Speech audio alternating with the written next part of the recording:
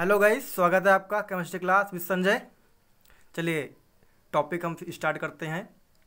विलयन की मोलरता, molarity of solution. विलयन के 1 लीटर में विलीन विलेय के मोलों की संख्या विलयन की मोलरता कहलाती है। देखिए इसमें दो ही बात ध्यान देने वाली है कि 1 लीटर में जो भी चीज़ विलेय है कितनी मात्रा में विलेय की गई है, उसी विलेय को ही जब मिल जाती है तो विलीन कहते हैं। मतलब जब मिल गई है बिल्कुल तो कितनी संख्या में मिली हुई है, मतलब कि 1 लीटर में कितनी है तो उसे ही कहा जाता है संख्या विलयन की मोलरता कहलाती है। सूत्र देख लेते हैं जल्दी से। विलयन की मोलरता बराबर विलेय के मोलों की संख्या बटे विलयन का आयतन लीटर में। अब आपको पता है मोलों की संख्या बराबर होता है भार बटा अणुभार, तो इसे भी देख लेते हैं जल्दी से। विलेय के मोलों की संख्या बराबर विलेय का भार ग्राम में बटे विलयन का अणुभार, सॉरी विलयन का नहीं, विलेय का अणुभार, ठीक है, मतलब जो मिलाएंगे उसी का अणुभार। अब इसका देखिए नया सूत्र बन जाएगा। नया सूत्र क्या बनेगा चेक कर लेते हैं। विलयन की मोलरता m बराबर विलयन का आयतन, सबसे लास्ट में होगा विलेय का भार स्मॉल w बटा विलेय का भार अर्थात अणुभार mw और सबका बटे विलयन का आयतन लीटर में वॉल्यूम v। अब इसके अक्षरों से व्यक्त करते हैं तो m इक्वल w बटा mw इंटू v आयतन लीटर में। अब यहाँ नोट है, नोट लिखा गया है, बहुत ही इंपॉर्टेंट है, ये पिछली परीक्षाओं में 2-3 परीक्षाओं में आया हुआ है। देखिए नोट, जिस विलयन के 1 लीटर में विलेय का 1 मोल उपस्थित होता है उसे मोलर विलयन कहते हैं। क्या नहीं समझाया? कोई बात नहीं, फिर समझते हैं। देखिए रोहन, 1 लीटर में जो भी विलेय होगा, मतलब जो मिलाएंगे उसे विलेय कहते हैं। 1 लीटर मान लेते हैं मिलाएंगे तो उसमें मोलों की संख्या जितना होगा, मोलों की संख्या जितना होगा उसे ही मोलर विलयन कहते हैं। समझ में आया ना राम? ठीक है ठीक है। चलिए दूसरा नोट है, मोलर विलयन को संक्षेप में 1m विलयन कहते हैं, 1m विलयन कहते हैं। नेक्स्ट है हमारा हेडिंग सांद्रता और मोलरता में संबंध। पूछ लेता है 1 नंबर में आपको, या फिर जो है बहुविकल्पी में दे देगा 4 ऑप्शन और पूछ लेगा कि सांद्रता और मोलरता में संबंध क्या होता है। तो बहुत आसानी से याद कर लेंगे। विलयन की मोलरता गुणे विलेय का अणुभार, विलयन की मोलरता गुणे विलेय का अणुभार, ये संबंध हो गया। नेक्स्ट एक और संबंध है, नॉर्मलता और मोलरता में संबंध। विलयन की नॉर्मलता बटे विलयन की मोलरता बराबर विलेय का अणुभार बटे विलेय का तुल्यांकी भार बराबर स्मॉल n। यहाँ पर स्मॉल n क्या है उसे आइए जान लेते हैं। स्मॉल n अम्ल की क्षारकता और क्षार की अम्लता को व्यक्त करता है।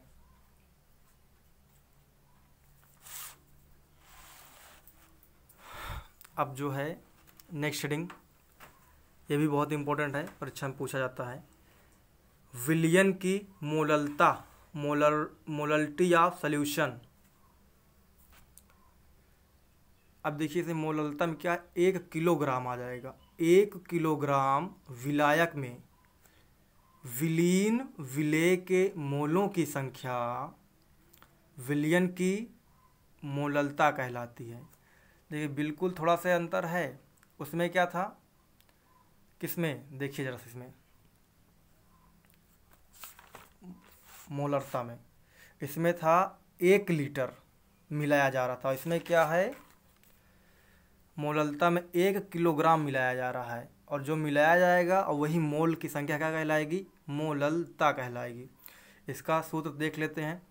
मोललता बराबर विलेय के मोलों की संख्या गुणे 1000 बटा विलायक का भार ग्राम में।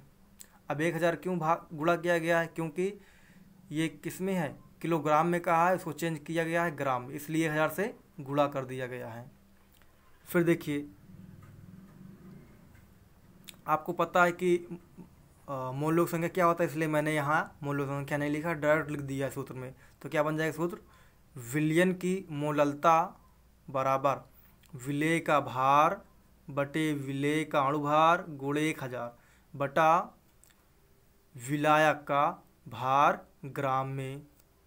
विलायक का भार ग्राम में। अब इसमें नोट है, नोट चेक कर लेते हैं अच्छे से। हाँ, ये 1 नंबर में देगा क्वेश्चन और सवाल के साथ जोड़ेगा तो 2 नंबर का हो जाएगा। छोटे सवाल होंगे 2 नंबर के साथ, अगर बड़ा सवाल रहेगा तो 3 नंबर के साथ क्वेश्चन आएगा। मोललता ताप पर निर्भर नहीं करती। जो मोललता होती है वो ताप पर, टेम्परेचर पर निर्भर नहीं करती, क्योंकि द्रव्यमान ताप पर निर्भर नहीं करता। अर्थात ये कि इसका जो वेट है, मास है, वो ताप पर निर्भर करेगा, तो मोललता भी ताप पर निर्भर करेगा। लेकिन क्या है, इसका द्रव्यमान जो है, मास, वो ताप पर निर्भर नहीं करता, इसलिए मोललता भी ताप पर निर्भर नहीं करता है। ये भी इम्पोर्टेंट, ये भी गत परीक्षाओं में पूछा गया है। मोलल विलयन, मोलल सॉल्यूशन, विलायक के 1 किलोग्राम में पदार्थ का 1 मोल उपस्थित होने पर विलयन को मोलल विलयन कहते हैं। देखिए, सेम टू सेम परिभाषा मिल रही है। विलायक के 1 किलोग्राम में पदार्थ का 1 मोल उपस्थित होने पर विलयन को मोलल विलयन कहते हैं। देखिए, बहुत ध्यान समझिए इसे। 1 किलोग्राम कोई पदार्थ ले लिया जाता है और उसमें कोई मोल अर्थात 1 मोल उपस्थित होगा, तो क्या कहलाएगा? मोलल विलयन कहलाएगा। अब हम लोग इस पर सवाल हल करेंगे, और ये जो अगला टॉपिक है मोल प्रभाज, बहुत ही इंपॉर्टेंट है, इसे हम लोग नेक्स्ट वीडियो में पढ़ेंगे। अब हम लोग सवाल हल करेंगे। पहला सवाल हल करेंगे जो पहले टॉपिक परिभाषा पढ़े थे, विलयन की मोलरता, मोलरिटी ऑफ सॉल्यूशन। देखिए, सवाल में, ये सवाल छोटे हैं, पेपर में हमेशा आते हैं। 20.6 ग्राम NaBr अर्थात सोडियम ब्रोमाइड को 500 ml मतलब मिलीलीटर जल में घोला गया है। प्राप्त विलयन की मोलरता ज्ञात कीजिए या क्या होगी। और इसमें क्या होता है, इसका परमाणु भार कभी कभी परीक्षाओं में दिया जाता है या नहीं दिया जाता है, तो आपको याद करना पड़ेगा, या फिर जैसा आप लोग कमेंट में कहेंगे, एक दिन एक वीडियो में परमाणु भार लिखकर बता दिया जाएगा। चलिए, इसका वेट जो जो दिया निकाल लेते हैं, जिससे सवाल में लगाने में आसानी हो जाएगी। विलेय मतलब जो चीज़ मिलाया जा रहा है, तो क्या मिलाया जा रहा है? 20 ग्राम मिलाया जा रहा है ना, किसमें? 500 ml जल में। तो विलेय क्या हो गया हमारा? NaBr सोडियम ब्रोमाइड, कितना? 20.6 ग्राम। और यही क्या कहलाएगा? हमारा वेट, भार कहलाएगा। तो विलेय NaBr सोडियम का भार 20.6 ग्राम होगा। अब इसी का अणुभार निकालेंगे, तो NaBr का अणुभार बराबर, देखिए हमने यहाँ बहुत बेस से एकदम कर दिया है, ताकि हर एक बच्चे को समझ में आए, जो पढ़ा है या जो नहीं पढ़ा है। ठीक है, NaBr होता है, तो इसको अलग करेंगे, तो Na sodium plus Br plus कर लिया जाता है। ठीक है, तो बहुत सही, बिल्कुल अच्छे। तो सोडियम का होता है परमाणुभार 23, यहाँ 23 लिख लिया जाएगा। Br मतलब ब्रोमियम या ब्रोमाइड का होता है कितना? 80, इसको ऐड करेंगे, कितना आ गया? 103। तो क्या निकल गया हमारा? सोडियम ब्रोमाइड का अणुभार 103 होता है। ठीक है, हमें देखिए भार मिल गया, अणुभार मिल गया, आप क्या चाहिए? आयतन। तो सवाल में आयतन कितना दिया हुआ है? 500 ml जल में घोला जाता है, यही हमारा क्या है? टोटल आयतन हो गया। तो NaBr विलयन का आयतन 500 ml है। अब सूत्र में क्या कहा गया है, एक बार सूत्र आइए चेक कर लेते हैं अच्छे से। विलयन की मोलरता बराबर विलेय का भार बटे विलियन, विलेय का अणुभार बटा विलियन का आयतन किस में होगा, लीटर में होगा। ठीक है, तो देखिए यहाँ कितना दिया है, 500 ml दिया है। अब लीटर में बनाने के लिए क्या करेंगे हम लोग, इसे 1000 से भाग कर देंगे तो क्या हो जाएगा हमारा, लीटर में आ जाएगा आयतन।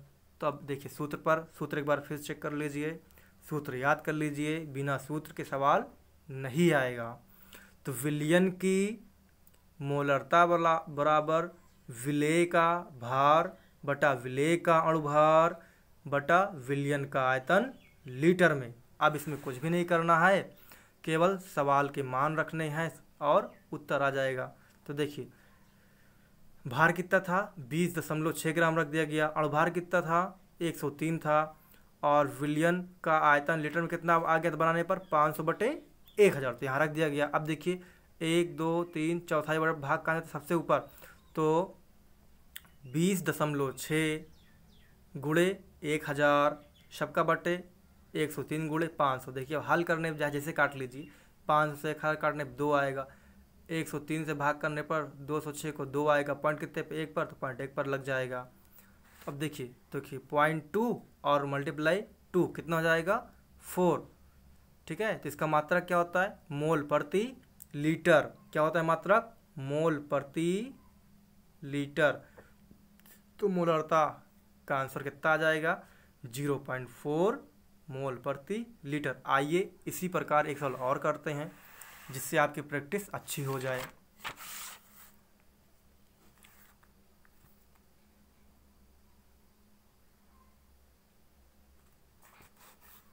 देखिए दूसरा सवाल है, सल्फ्यूरिक अम्ल के 20% भार से विलियन की मोलरता ज्ञात कीजिए। विलियन का घनत्व तो 1.1394 ग्राम प्रति मिली है। अब देखिए फिर से इसमें परमाणु भार दे दिया है, H का 1 होता है, ऑक्सीजन का 16 होता है, सल्फर का 32 होता है। इसे आप याद कर लीजिए, बिना याद के काम नहीं चलेगा। या तो आपको पहले से याद हो, क्लास 9th में है, क्लास 11 में पढ़े होंगे, क्लास 10 में पढ़े होंगे। ठीक है, तो याद होना बहुत ही ज़रूरी है। देखिए यहाँ इस सवाल में घनत्व का भी सूत्र लगेगा, इसलिए हमने घनत्व का सूत्र पहले लिख लिया। क्या होता है सूत्र, घनत्व बराबर भार बटा आयतन होता है। तो देखिए इसमें आपको पहले ही सबसे पहले टॉपिक में पढ़ाया था, W/W, W/V, W/V और W/W, V/V पढ़ाया था। मतलब कि भार बटा भार, आयतन बटा आयतन, भार से आयतन, आयतन से भार। अब ये सवाल वहीं से निकल के आया, छोटी छोटी चीज़ों से अब सवाल बन गया है हमारा। देखिए विलेय सल्फ्यूरिक अम्ल है, क्यों, क्योंकि इसको किससे मिलाया जा रहा है, 100% में ही 20% मिलाया जा रहा है सल्फ्यूरिक अम्ल को। सूत्र क्या होता है, H2SO4 का भार कितना दिया हुआ है, 20% है ना, तो इसको हम लोग किस में लिख लेंगे, ग्राम में, तो 20 ग्राम हो जाएगा। अब देखिए H2SO4 क्या है हमारा, विलेय, तो विलेय का अणुभार कितना हो जाएगा, निकाल लेते हैं।